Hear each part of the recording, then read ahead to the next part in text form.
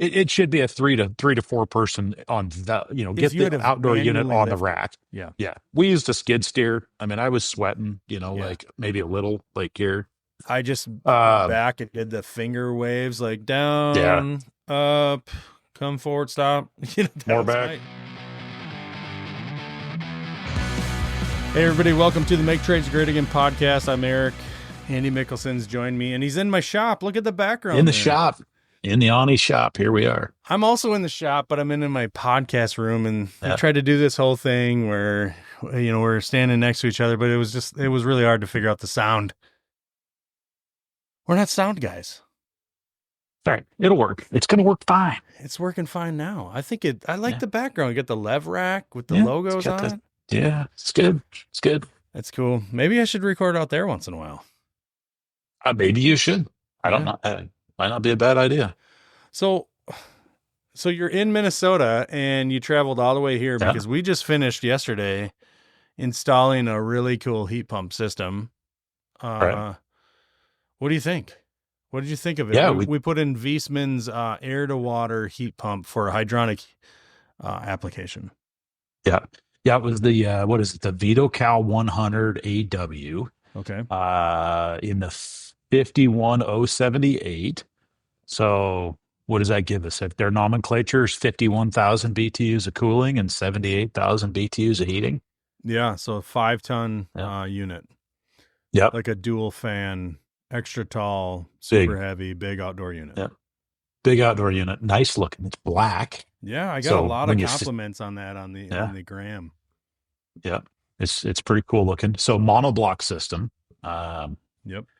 which if you've got any experience with that, sometimes throws up some pump sizing issues, as far as like, how far can you go? Do you have to worry about a line set length and things like that, Right. from some of their other competitors. And with the monoblock, you kind of eliminate a lot of that. So that was kind of nice, not having to worry about any refrigerant. This one used R32, right out of the package. So we're Contained in low the outdoor unit. GWP.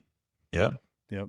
Yep, all in the outdoor. So, yeah, pretty cool system. Super quiet. Which, if anybody reads through the manual and looks at the specs, they're very persistent about the distances and what Yeah. the sound quality is, and there's a lot of information about sound in it. And I kind of was, I think you were too, like, is this going to be a little bit noisy? Because I'm going to be honest. I mean, I don't know what it said, max decibel 65 or something like that. And I'm like, I don't know how many that is. Like, what is that? Yeah, I don't know what 65 dBs means like on paper. Yeah. Yeah. I mean, you walk around the corner and you'd have a hard time even knowing if the thing was running. I Uh, couldn't the way I could tell if it was running. Now, mind you, this is up obviously after we started up, got up and running. It was a warm day, 40 degrees outside. But the way I could tell it was running when I was, 5-10 feet away was to see the fan spinning. That's it. yeah. Like I Yeah. didn't know. Pretty Otherwise. darn quiet. Right. What I think is really cool about these hydronic air to water systems is that monoblock, like you're saying, all the refrigerants outside. Somebody that doesn't have thinking of plumbers that do work on heating systems, hydronics, boiler piping. Somebody that doesn't have experience with refrigeration piping, refrigerants, Yep. all that kind of stuff. You're not vacuuming the system down. You're not charging it. None of that is present because it's all pre-charged, ready to go. You're running water pipe from Yeah. from the heating system inside the house. In this case, it's a house, and out to the outdoor unit. It seems a little crazy. There's glycol involved, especially here in Minnesota. Yep. Because we'll get way below freezing temperature out there. So we have to protect this, the piping and everything and the equipment.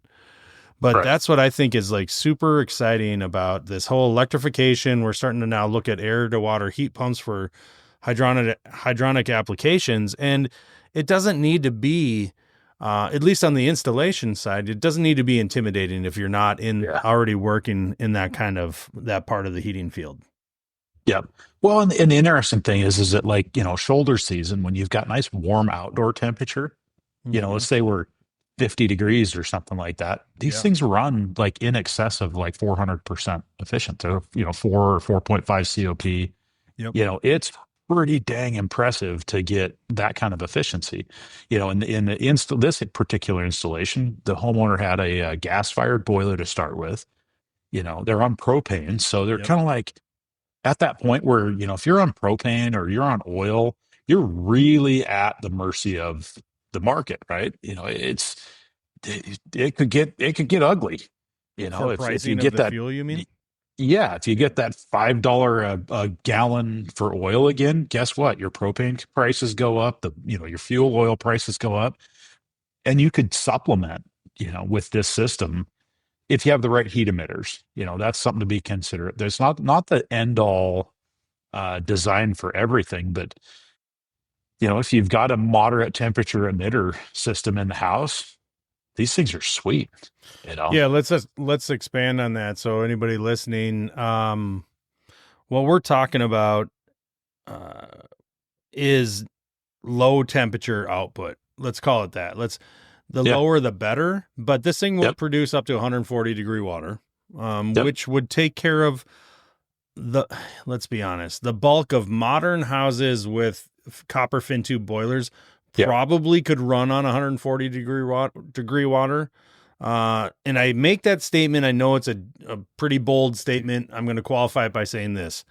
It's very rare for me here in Minnesota to run into houses that were built in the 60s and 70s with copper fin tube, early 80s, and not and have only the footage needed per room to heat the space at high temp water, right? There's yeah, usually way more baseboard than is needed, which yeah, allows us to kind of creep down that water temperature scale. And right, so even an emitter like a baseboard that isn't all bashed up and crushed and has good right, airflow could probably benefit from this. Not every one of them. It's more yeah, suited to in-floor heat, yep, um, like a very high performance baseboard, like a right, Runtal or a panel radiator, that kind of thing, yeah. that would fit right into this. So it's not for everything. I don't think. Are you Yep. going to be running 140 to fan coils and get a lot of heat out of them? With the right fan coil, yes. But Yeah. most of your, on the market fan coils are going to require hotter Yeah. water. 155, Yeah. 160. Yeah. Yeah. Yeah. If you're running 140 with a 20-degree split on your hydronic side, you're going to have, 118, 115-degree air coming out, and it's not going to feel incredibly warm blowing around the room.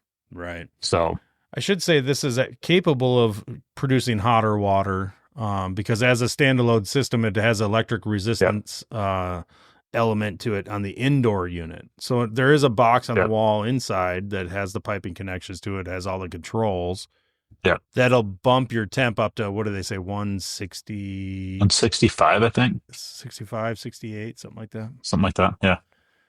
Yeah. And I guess to bounce back on that too, that same kind of concept on your air handlers, it's not to say that you can't use this with an air handler, but you need to really be aware of what your air handler is capable of. Yeah. Um, because there are, like I say, there are low temp air handlers and fan coils out there that are built, purpose built for low temp. Yeah. This market that we're seeing, we're seeing this as it's new technology to us, right? Right. This is a budding economy or a budding market in the United States, North America, Canada, where we're starting to see some really cool innovation on low temp emitters, Yeah. right? Some panel radiators that have fans built into them. There's some, baseboard, you look at that, like the Smith HE3 and the HE2, those baseboard emitters are purpose built for Yep. low temp. Yep. And they, you got to really open your mind up and look at that and go, well, yeah, it's a fin tube copper radiator or emitter. It doesn't, just because the old school says, well, baseboard runs at 180, doesn't mean it has to run at 180 all the time. No. And when you get these purpose built low temp emitters, I mean, that when you pump 180 or 200-degree water through that thing, the output is staggering. Yeah. you Yeah. know, if you're still running that. So Right, right. And it'll also do this unit that we put in, the Vitocal, will do domestic hot water with an yep. indirect water heater. So you're not doing it. It's Yep. not tankless. It's not instant. It's not a like, it doesn't operate like a tankless water heater. You do No. have to do storage, and you're not going to get the massive recovery and super high performance out of this for hot water production like you would with a gas boiler connected to an indirect water heater. Sure, with the higher BTU output. Now, I mean, there is one factor, and I was surprised. So, you and I did this the 5 ton unit here this week. Yep. Earlier in the last week, my crew and I we did the little 1.5 ton unit, Yep. uh, and I was like blown away how fast that thing recovered a 40-gallon indirect. And part of it is that it it's got the loop pump that's built into the indoor unit, you know. So we've got Okay. this monoblock outside unit. We've got a supply and return pipe coming from that unit into the indoor unit that's on the wall. So the indoor unit, you know, for just, you know, imagination purposes, is about the size of a, oh, I don't know, it's a little bit smaller than like a wall hung tankless water heater, right? Yeah, Uh, I'd say, I think that's a great comparison for just size wise. It's about the size of tankless water heater. yeah. Let's just say that.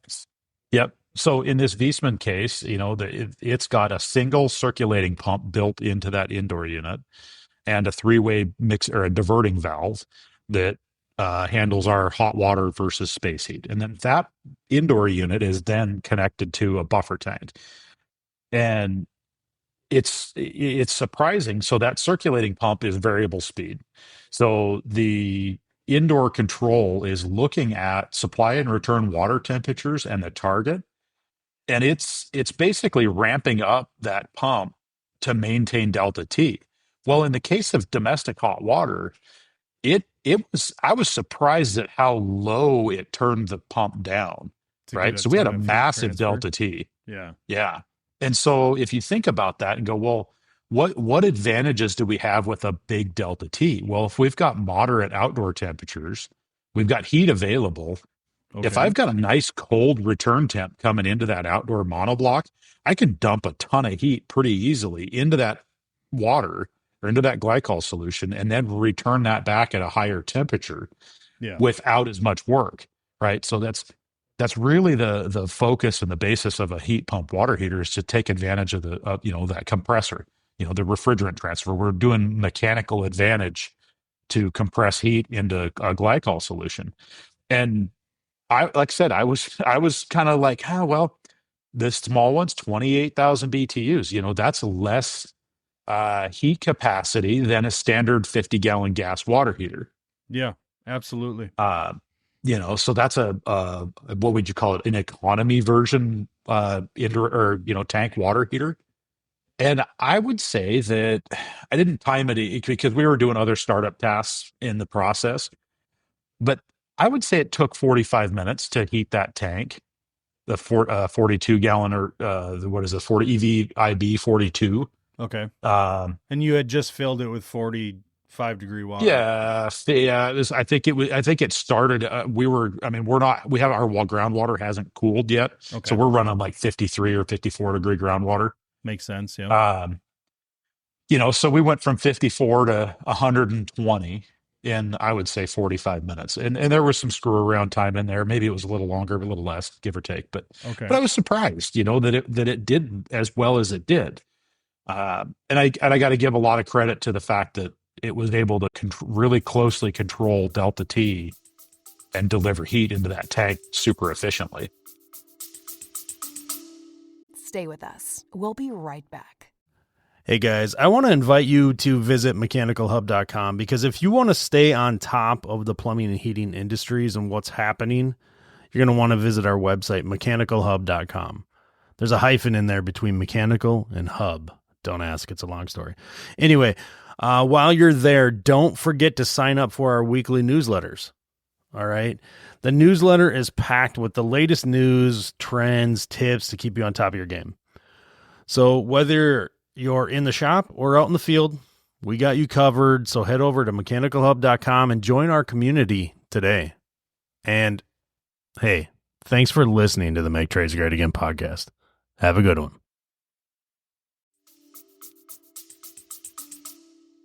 Yeah, it's a testament. So back to the install, like just the physical, the logistics of it. So this is a project that I started penciling out and trying to fit, trying to find the right application for this heat pump quite a while ago. So it was a job that I installed the entire hydronic system, entire home, detached garage, house garage, radiant floors, radiant underfloor, low temp, high performance baseboard in the bedroom. So I got heated walls in the showers. I got heated floors in bathrooms, things like that. And we had that LP boiler, Viessmann system. We already had the 42-gallon buffer tank in place. That was part of the original system. This Vitocal system comes with a buffer tank. And you said it was how many gallons was the buffer tank that it comes with? I think we figured it was a 20-gallon. 20-gallon. Yeah, it's got 1-inch port connections. Like that. Yeah. Yep. And so we didn't use the factory buffer tank that came with this system. So we just we were working with Viessmann specifically and directly to get one of these into Minnesota, the first one that I know of in Minnesota, and apply it to an existing system, retrofit basically. Yep.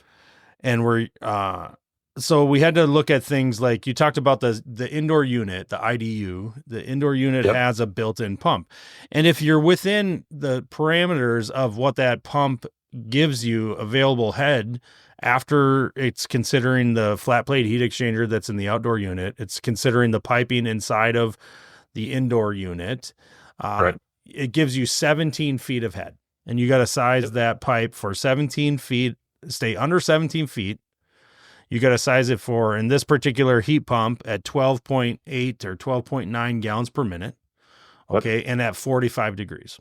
And then you have to consider your glycol concentration because of we're using glycol. So what that did is it pushed us up to, because we were about 30 to 35 feet away from the indoor unit to the outdoor unit.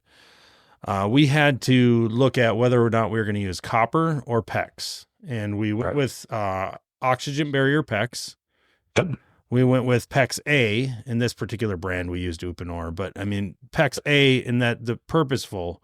I use both Uponor and Viga, right? And not together, but I mean, I stock fittings for both. I'm tooled up. I've been using both for, different reasons for many years. And we went with the PEX A on this because when we did the calculators online, Andy, do you remember what the difference was? Like I was going to have to go, if I went with an insert fitting PEX, like the Viga PEX B stuff, great system. But if I went with their system, minimal amount of 90s, I was getting up into like the 20, 25 feet of head for the distance of pipe we were measuring, right? Yeah. Yeah. Under those gallons per minute flow rate. Same size pipe. Same size, same specs. And then we did it and we were like, well, that's, if we were going to go to have 1.5 inch PEX and we weren't even able to get down to the, within the specs, we were going to then have to add another pump. Okay. Right. And so then there's cost there. And do we want to add another pump? There's a built-in pump. Why can't we just pipe the size, size the piping, size the piping, to fit within this spec. So then we're like, well, I think you had the idea and let's check out what Uponor says. So we got on Uponor's website. This isn't a commercial for Uponor. It's not a commercial against Viga either. We went on their site and we did the same specs. We popped it in. I think we even added a couple extra 90s just to be sure that we could do it. And we came back with 1.25 inch PEX. So smaller. So instead of 1.5 inches, where we're going to have to go with Viga, we go down to 1.25 inches.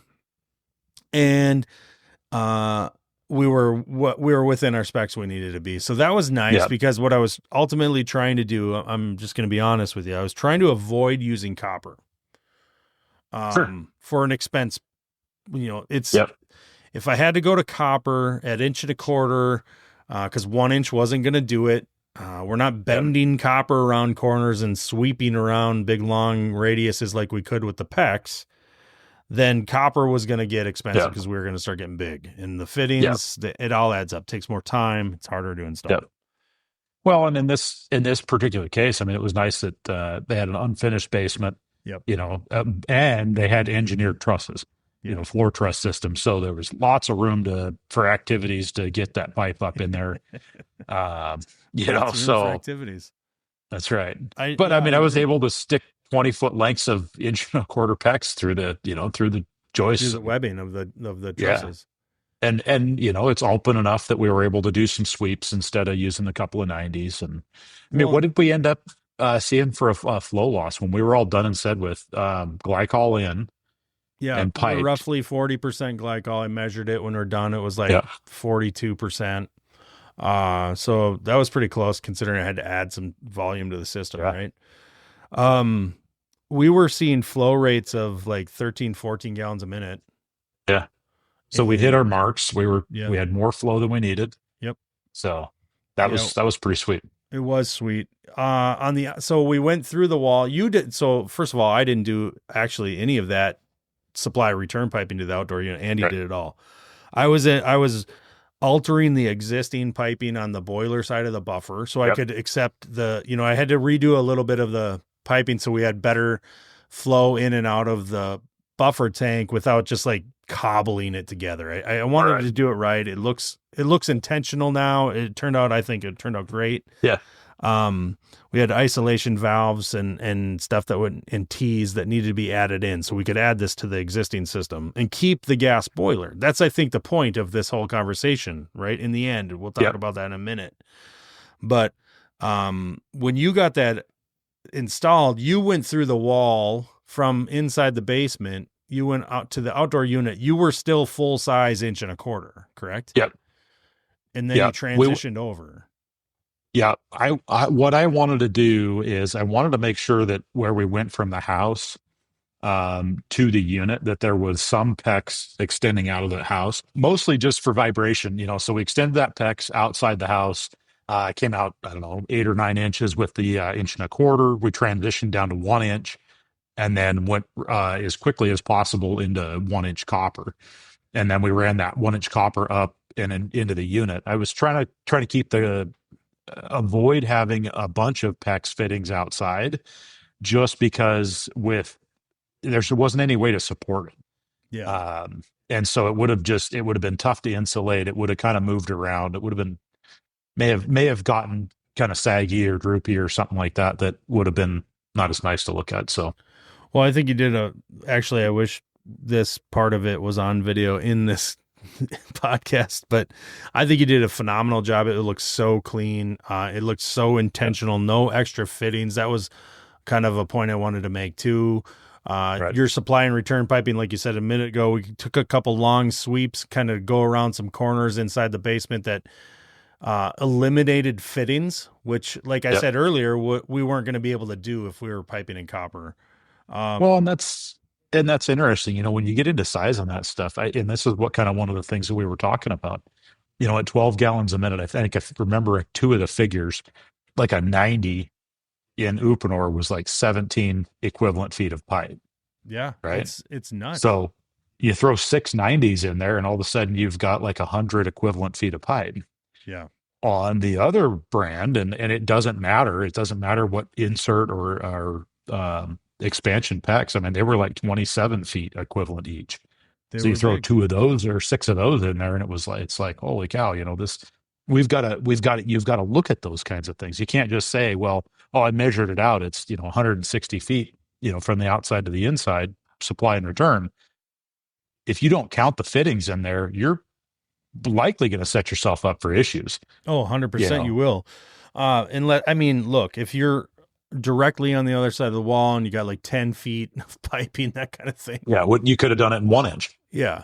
But because we were going 30 feet one direction, so now we've got 60 feet supply return. We're adding all of this up. We're adding the fittings in. We're doing the calculations for that head loss because we didn't want to add another pipe or reconfigure how this thing or redesign how this thing was have to be piped. So anyway, staying within the parameters of what we were given, it wasn't difficult at all. And to go to 1.25 inch copper or pipe, For the tubing, the supply and returns wasn't a huge increase in material costs. It really doesn't take, in my opinion, it doesn't really take any more work to work with 1.25 inch copper versus 1 inch copper, or I mean 1.25 inch PEX versus 1 inch PEX. Would you agree? Like you go No. to 1.5 inch, 2 inch, it's a different, it's stiffer, Sure. it's harder, Yeah. fittings and everything are bigger, but Yeah. Well, you had the new Milwaukee M18 1.25 inch, 1.5 inch, 2 inch expander, and that thing is just like dynamite for doing yeah, 1.25 inch. it's super You nice. know, It's it was quick. relatively compact. It's fast. Yeah. It's a fast tool. It's yeah. Yeah, I liked it. So I like it yep. too. So then you're also insulating that piping, guys. So like think about, Yep. like I said earlier, you're not doing refrigeration piping and stuff, which is insulated, but you're insulating this supply and return piping both outside and inside. We're on the Yep. north side, so we're not super worried about UV exposure on that small, footage of piping that's outside, but we're still going to get Yep. that protected. We just didn't really know what we're going to need for fittings and covering and stuff like that. So we've just got the Armaflex, the rubber stuff, Armacell or Sure. whatever it is on there right now. But Yep. yeah, I mean, what do you think? How do you think the installation went overall? Like logistically, I thought it went well. Yeah, I think overall, I mean, it was smooth. I mean, we always say this, and I see this, as my crew is expanding their skill set. The more the guy, the more experience you have doing this stuff, the easier it is to say, hey, I'm going to go jump on this. I'm going to jump. You're going to jump on that, and we're going to meet in the middle, and we're not going to have any issues. Right. And this was a classic of that. That mechanical room. There was plenty of room for both of us to work, but it was easier for us to start at two ends, and by the end of the day, we were met in the middle and filling the thing up and firing it up. Well, and I love that. Yeah, I love that. That's like, so it's so cool to work with you because now we've done it a few times. Yep. Because I've traveled out to you and worked with you, and it's like the highlight for me of the year, right? And it's because I don't get to do projects like that. But this Yeah. one, as simple as it was another highlight too, because of what you just said. Like you could take calls from your guys while you're working, on your Yep. AirPod while you're working outside, hooking up the unit outdoors, and doesn't take some massive level of, some expert level of concentration. You're able to, it's pretty straightforward. You're hooking up a supply and a return Yep. pipe to it. Yep. Couple of components out there, some nice fitting work, that kind of deal. And I didn't have to, like, for me, now normally I'd be doing something like this alone, right? Right. You're thinking about all of it. I'm having to do all of it. Right. I got to start here. Do I start over there? I'm not meeting anybody but me in the middle. And Right. so it was so nice to where I had my work cut out for me inside. I had to drain that Yep. 40-gallon buffer tank down that's full of glycol. We're not getting rid of it, any of this stuff. Right. We got to get it taken out, kept clean, put all back together without making a mess so we can tap into the system, redo the little of that piping. And I didn't have to worry a bit about what was going on the rest of the system. It was so nice. So in my opinion, I'll be completely honest with you, this is a 2-person job. Yeah, I think so. I don't think that simply given the size of the 5-ton outdoor unit, this is not something that one guy is going to do. One gal, nobody should be doing that given the cost of the equipment, the customer's property, and then the likelihood that you would get injured. This thing weighs, what did you say the 411 pounds. No. So that's all. I mean, that's pushing, what, two guy, it should be a three to four person on the, get the outdoor unit on the rack. Yeah. Yeah. We used a skid steer. I mean, I was sweating, like maybe a little, like here. I just back and did the finger waves, like down, up, come forward, stop. More back. That was, my wrist was a little tight when I was done. No, it was simple. But you're right. More than a 2-person job to lift that thing up onto a stand. If you got to get, if you're working with a stand to get it up off the ground for snow clearance and stuff like we have to. 400 pounds. I don't know that your 2 people are lifting that. to be honest with you. I mean, this is not an inexpensive piece of equipment. Not a lot of I would be nervous yeah. for two guys to try and, deadlift 400 pounds and step over a stand or something. Yeah, maybe Like, if you had the right kind of ground, maybe level shoulder ground, straps, you could do it. I was gonna say, and then Yep. hump straps. That's what I call them. Hump straps. Yep. Yep. So yeah, so then overall, I mean, next steps, we refilled the system, got it purged out. That was easy. Yeah. I was blowing relief valves because I didn't have one of the valves open. That was my fault. Seriously, it was just it really was. We were both standing there. Yeah. Yeah, I guess it took a little while before, somebody said, "Oh, hey, what about that valve?" Yeah. Like, oh. Yeah. But wiring doesn't really get any easier. This thing was, you got to run power to the outdoor unit, of course, power to the indoor unit, because keep in mind that power requirement indoor and outdoor, they are separate. So it's not like a mini split. Yep. Yeah. 2 circuits. So keep that in mind. And you Yeah, need a neutral on the inside. Yeah, that was interesting. Why is that? Is that because there's that the circulator pump? Yeah. Yep. Okay. Yeah. And it was what was that, number 8 wire? 6 on the indoor, I think. I think that's what they had calculated it out to. 50 amp breaker inside outside on that one. So not small. No, pretty healthy. It was interesting. So the 50 amp requirement was a question. Like, well, is it really required? I mean, what's the reality? Because when that thing was running at 88 hertz or whatever, or 84 hertz, I guess is what max I saw it at. It was like 11 and 12 amps. It was just nice, gentle load. And I was like, wow, that's pretty cool. I think it's because the NEC sizes those things like with inrush current calculation or something like that. Something. Honestly, I think that's where it comes out with that HVAC, like 115% sizing kind of rules and things like that. I don't want to get in deep on that because I honestly don't know those parameters inside and out, and I really don't understand it either. The wiring was a bit of a challenge given where it was connections on the indoor unit. The outdoor unit really doesn't get any easier than hooking up an outdoor mini split. This heat pump, they're all as simple as it gets outside. Yeah. And then, so once you get your main power connected, 2 circuits, your indoor and your outdoor, then you've basically just got some sensor wires and stuff to hook up to it. Yeah. Really, there's nothing happening here. We don't have like a wall control. There's no remote or anything like that. And start thinking about like mini split heads and stuff. There's none of that's going on here. This is integrating into a whole centralized heating system. Yep. You can run it off of like a indoor room sensor, which is, would you say that's that's really just, Viessmann's really the only one doing that, right? Yeah, it's basically gives you the ability to have like indoor room feedback. Yeah, which is pretty interesting. It helps shift the target water temperature.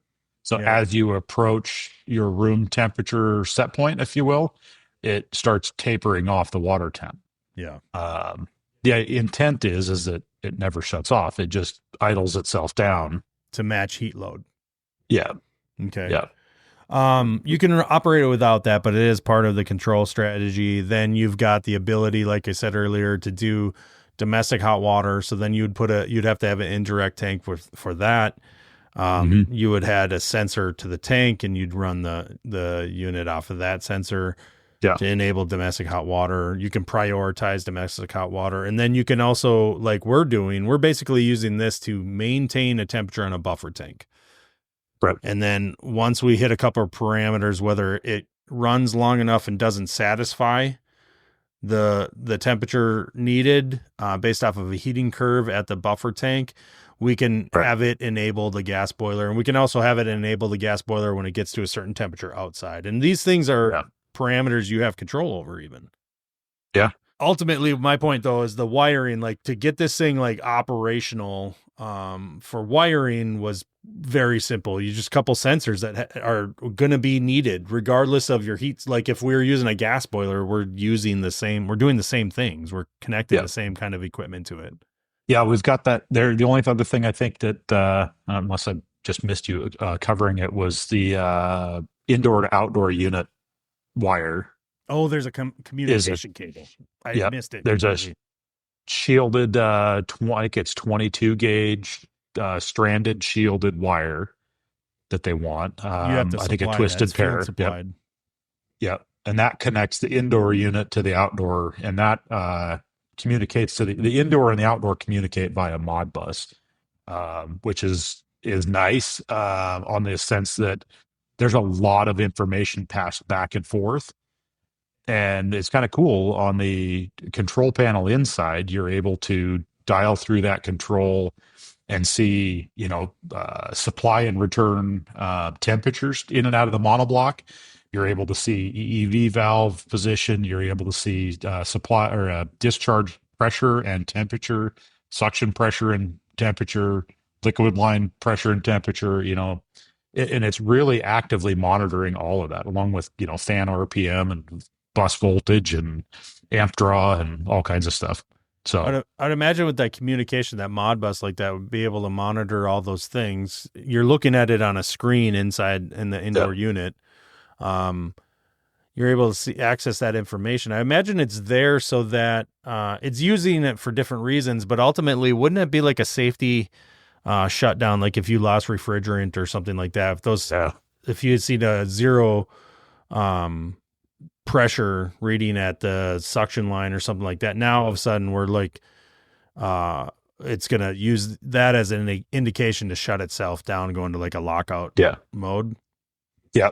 Well, and there's some concern on the level of this low GWP or these not necessarily low GWP, but the AL2 or A2L refrigerants rather. What about this flammable refrigerant? And everybody's kind of there's a lot of false information, I guess, if you will, going around about like, oh, you're running propane in your refrigerant system. And well, it's not propane, but there and there's something to learn there, But with that said, there's also something that we have to take into account. And I hadn't really thought much about it. There on the unit comes with a Calefi air separator, micro bubble separator they show it on the outdoor unit. Yep. And I thought, well, what if we put that on the inside? We should be able to put that on the inside. And I don't know what the reality of it is, but it is on the discharge of the outdoor unit, right? Mm-hmm.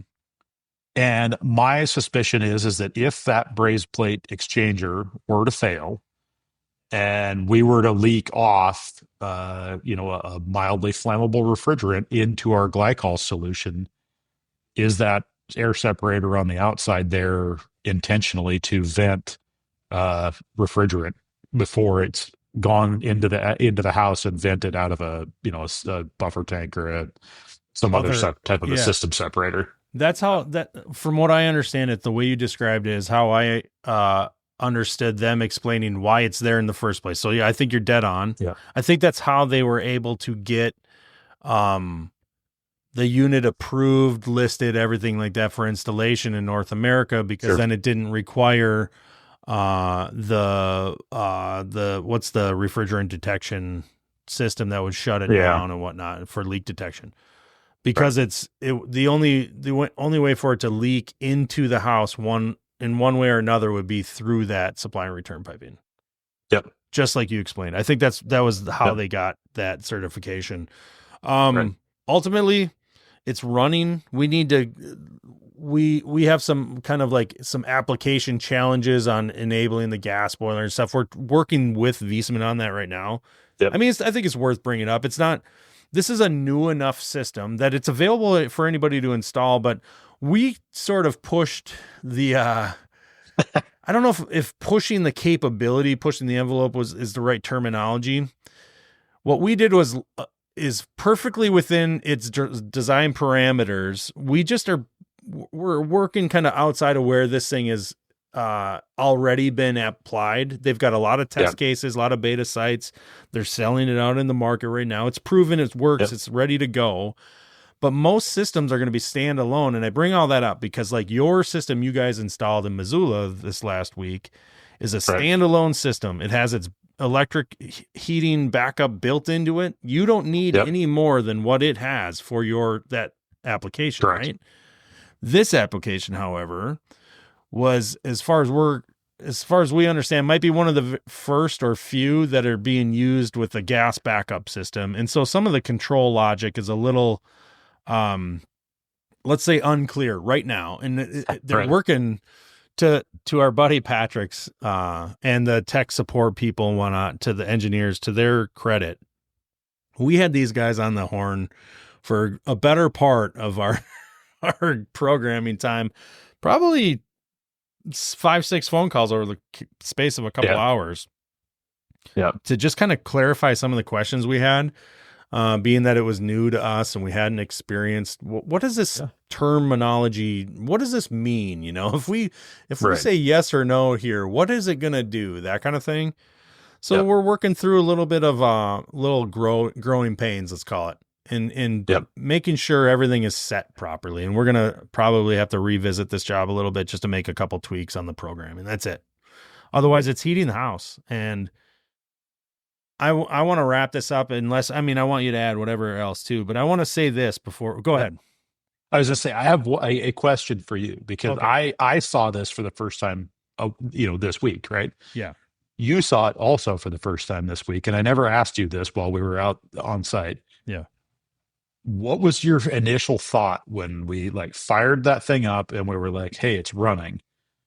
Like, what was going through your mind of like of how it was functioning? Like, uh, what did I think? Like I was, so my favorite part of a boiler install, putting something new, taking something out old, whatever, that whole application, when I turn the heat on and the pipes start getting hot, like there's a part of me after a couple decades of doing this work where like that's what's exciting to me, because it's I did all this work. It was not necessarily easy.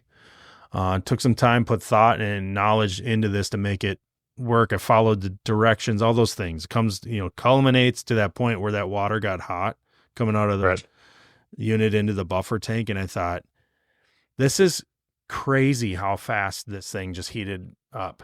Like it was immediate. It makes no noise on the inside. There's no, I could hear the pump running when we opened the door to the indoor unit. It's like a nice swing door on it. I could tell the pump was running simply because, it's a pump. It makes some noise. Yeah. It's quiet. My initial thought was like,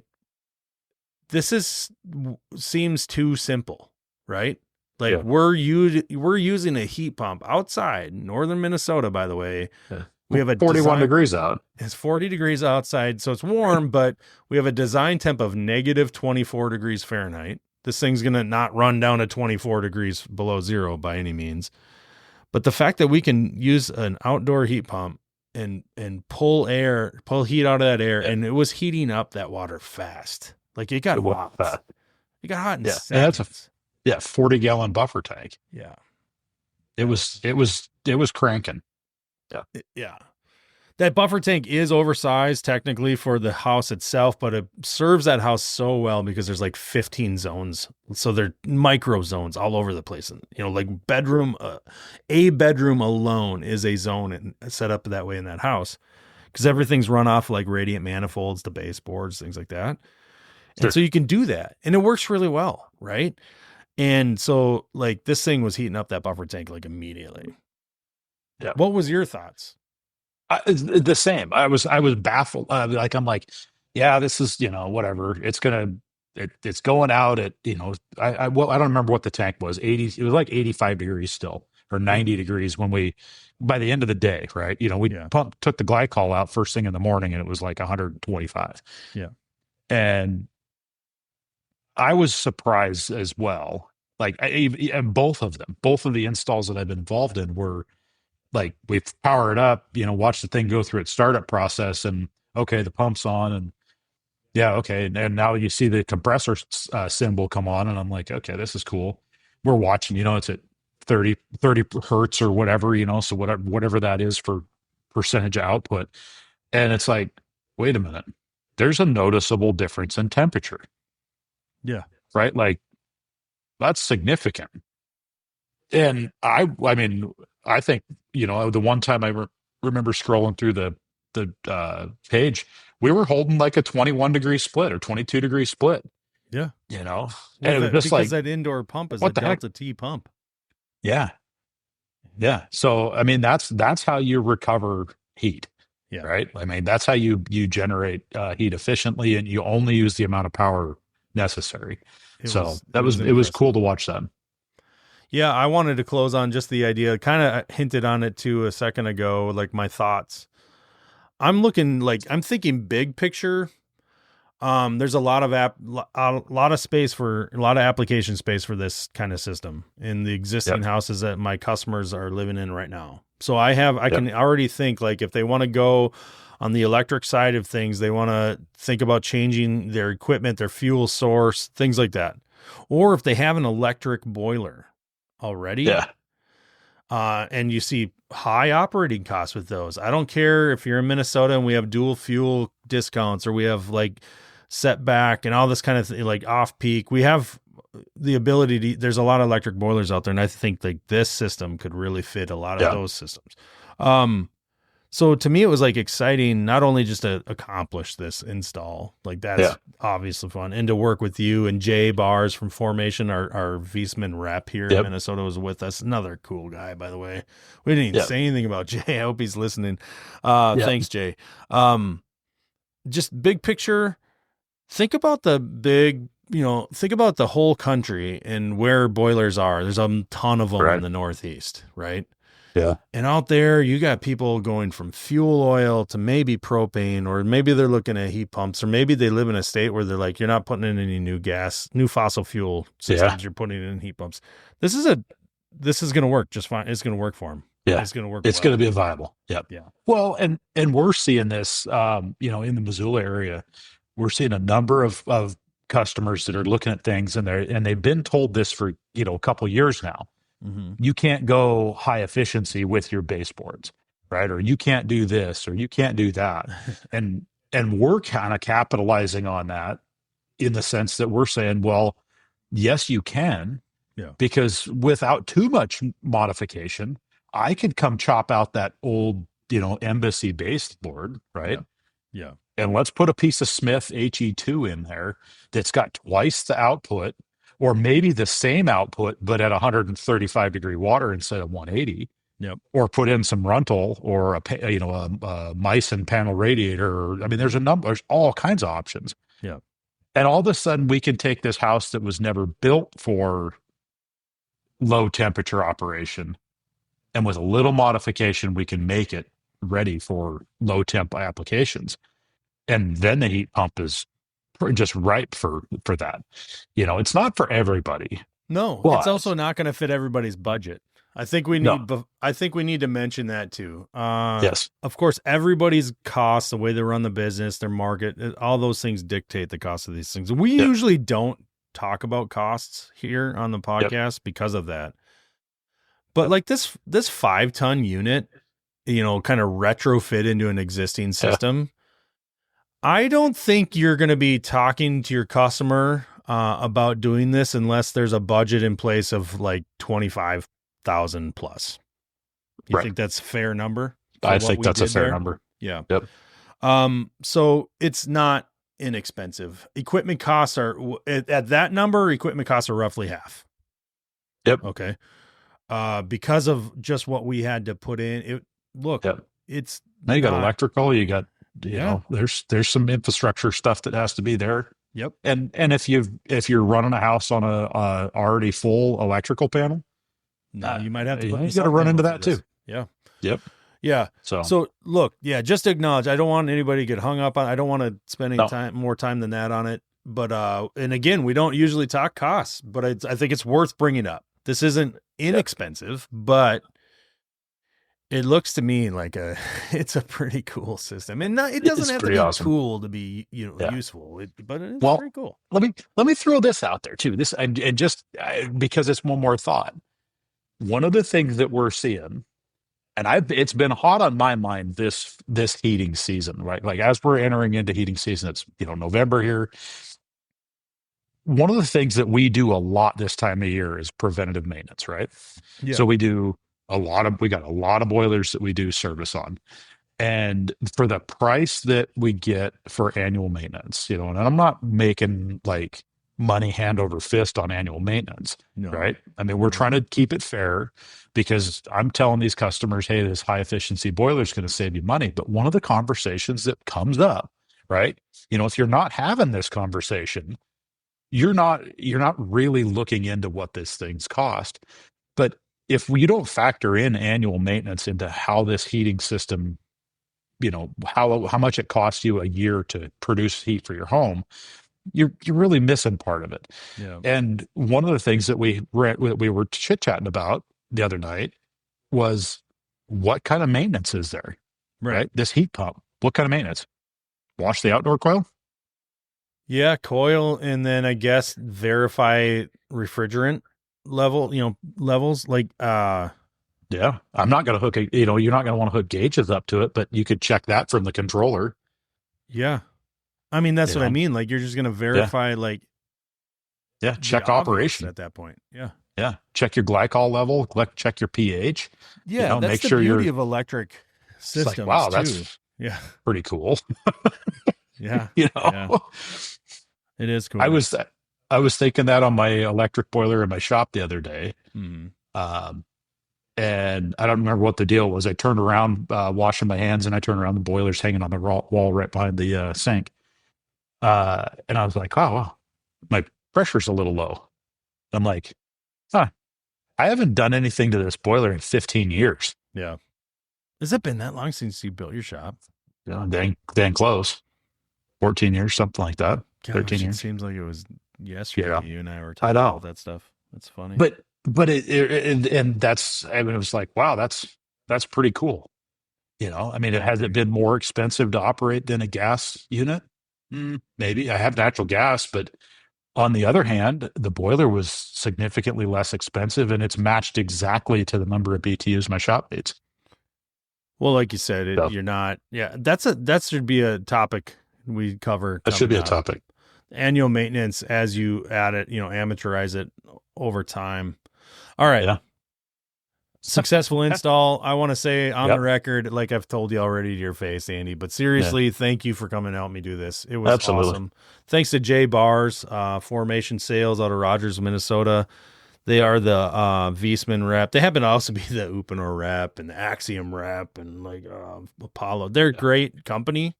And Jay's not just I don't rely on him just for work. He's a friend. He's just a cool guy. Yeah. And we have so much in common. You and him hit it off right away because we all speak the same language in our interests and what we're doing on the job and that kind of thing. So that was really cool. And then, we had good weather. Everything was just kind of fun. We didn't do a lot of goofing off. We stayed up too late one night, but whatever. Oh, well, there's that. Shot some videos. They'll be if you're listening to this and you haven't seen the videos, you'll on our social media, on our YouTube for Mechanical Club, you'll see those coming out soon over on Build Show too. Andy, thank you, man. I appreciate it. No problem. Everybody, thank you for listening. Thank you for watching. Give us your feedback. We want it. We are excited to hear what you guys think about our podcast and the things we're doing. Don't forget to hit us over up on the DMs, or you can email us even. Email us at maketradesgreatagain@gmail.com. All right, dude. All right. Have a good one.